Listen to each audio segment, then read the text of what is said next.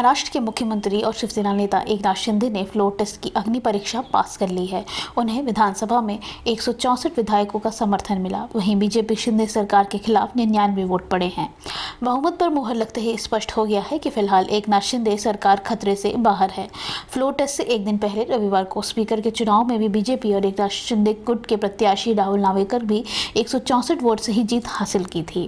Voting में पूर्व CM Ashok Chavan समेत बीजेपी के 4 विधायक हिस्सा नहीं ले सके।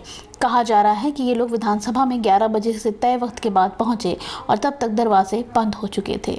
इन विधायकों में कांग्रेस के अशोक चव्हाण, विजय वडेट्टीवार और एनसीपी के अन्ना बसोड़े, संग्राम जगतपाल शामिल हैं। उद्धव खेमे में शिवसेना विधायक संतोष बागर ने शिंदे सरकार के समर्थन में वोट किया। संतोष ने आज ही उद्धव का दामन छोड़कर शिंदे गुट को ज्वाइन किया है। अगली खबर, शिवसेना नेता संजय राउत ने सोमवार को महाराष्ट्र के मुख्यमंत्री एकनाथ शिंदे के नेतृत्व वाले धड़ की वैधता पर सवाल उठाया और कहा कि समूह मूल शिवसेना होने का दावा नहीं कर सकता। एकनाथ शिंदे के नेतृत्व वाली सरकार की शक्ति परीक्षण से पहले ही पूर्व मुख्यमंत्री उद्धव ठाकरे को झटका देते हुए महाराष्ट्र विधानसभा अध्यक्ष राहुल नावेकर ने अजय चौधरी को हटाकर शिंदे को शिवसेना विधायक दल के नेता रूप में फिर से नियुक्त किया है। नावेकर ने शिवसेना के मुख्य संचेतक के रूप में शिंदे खेमे से भरत गोगेवाले की नियुक्ति की भी मान्यता दी है और ठाकरे गुट के सुनील प्रभु को हटा दिया है। राउत ने दिल्ली में पत्रकारों से कहा कि इन विधायकों को खुद से कुछ सवाल पूछने चाहिए। उन्होंने चुनाव जीतने के लिए पार्टी के चिन्ह और इसके साथ मिलने वाले सभी लाभों का इस्तेमाल किया है और फिर उसी पार्टी को तोड़ दिया। हिमाचल प्रदेश के कुल्लू में भीषण हादसा हुआ है। जिले में यात्रियों से भरी बस खाई में गिर गई। हादसे में स्कूली बच्चे समेत 16 लोगों की मौत हुई है। वहीं कई लोग गंभीर रूप से घायल बताए जा रहे हैं। सूचना मिलते ही पुलिस मौके पर पहुंच गई और स्थानीय लोगों के साथ मिलकर बचाव अभियान चला रही है।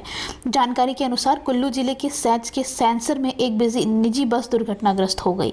बस जांगला गांव से करीब 200 मीटर दूर सड़क से नीचे खाई में गिर गई है। हादसे में 16 लोगों की मौत हो गई है। मृतकों में स्कूली बच्चे भी शामिल हैं। वहीं 3 लोग घायल भी हुए हैं। बताया जा रहा है कि मृतकों के आंकड़े में बढ़ोतरी हो सकती है। सुबह 8:30 बजे हादसा हुआ है। ग्रामीणों की मदद से घायलों को रेस्क्यू किया गया है। हादसे में बस के बरखच्चे उड़ गए हैं। सड़क मलबा गिरा था और ड्राइवर बस को साइड पर निकाल रहा था। अगली खबर, अमरावती में केमिस्ट उमेश कोल्हे की 21 जून को हत्या कर दी गई थी। हत्या के सामने आने के बाद पुलिस ने सभी आरोपियों को गिरफ्तार कर लिया है। वहीं इन आरोपियों में एक शख्स वो भी शामिल है जिसने पिछले 10 साल से अधिक समय से उमेश का खास दोस्त रहा है। वहीं इस हत्या के लिए अंजाम दिया गया क्योंकि उमेश ने नुपुर शर्मा के समर्थन में एक पोस्ट का फॉरवर्ड कर दिया था। जानकारी के मुताबिक आज अमरावती की सिटी कोतवाली पुलिस उमेश कोल्हा हत्या मामले में 4 आरोपियों को कोर्ट में पेश करेगी।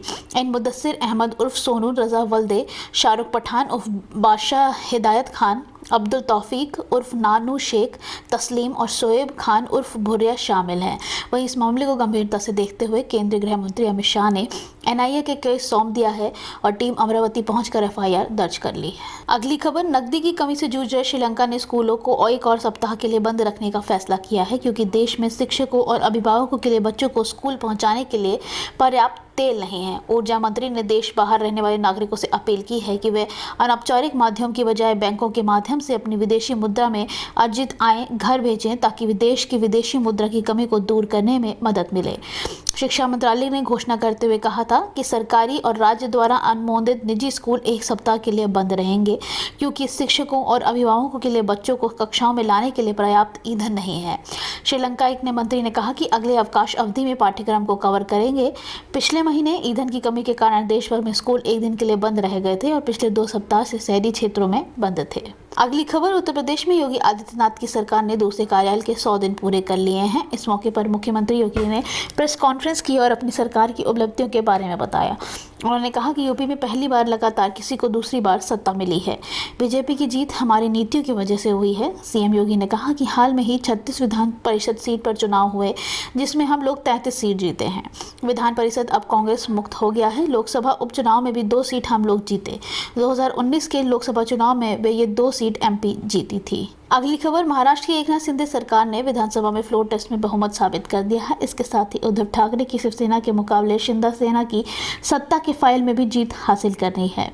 महाराष्ट्र विधानसभा के विश्वास मत जीतने के बाद डिप्टी सीएम देवेंद्र फडणवीस ने विधानसभा में वोटिंग के दौरान ईडी के नारे लगाए जाने पर कहा कि महाराष्ट्र में ईडी की मदद से सरकार बनी है। इसमें ई का मतलब एकनाथ शिंदे और डी का मतलब देवेंद्र फडणवीस है। अगली खबर, प्रधानमंत्री नरेंद्र मोदी आंध्र प्रदेश के भीमाराव में महान स्वतंत्रता सेनानी अल्लूरी सीताराम राजू की 125वीं जयंती पर आयोजित समारोह में शामिल हुए। यहाँ प्रधानमंत्री ने अल्लूरी सीताराम राजू की 30 फुट की कांस्य प्रतिमा का अनावरण किया। इस दौरान आंध्र प्रदेश के मुख्यमंत्री वाई.एस. जगन मोहन रेड्डी भी मौजूद रहे। प्रधानमंत्री ने कहा, आज़ादी का संग्राम केवल कुछ वर्षों का है, कुछ इलाकों का या कुछ लोगों का इतिहास नहीं है। ये इतिहास भारत के कोने कोने और कण कण के त्याग, तप और बलिदान का इतिहास है। उन्होंने कहा कि सीताराम राजू गारू ने जब विदेशी हुकूमत के अत्याचारों के खिलाफ जंग शुरू की थी तब उनकी उम्र केवल 24 या 25 साल थी। 27 साल की छोटी उम्र में वे इस भारत माता के लिए शहीद हो गए। हरप्पा क्रांति में भाग लेने वाले कितने भी नौजवानों ने ऐसी आयु में देश की आज़ादी लड़ी थी। अगली खबर, भाजपा ने उन मीडिया रिपोर्ट्स को फर्जी करार दिया है जिसमें दावा किया गया है कि लश्कर-ए-तैयबा का आतंकी पार्टी के IT सेल प्रभारी था।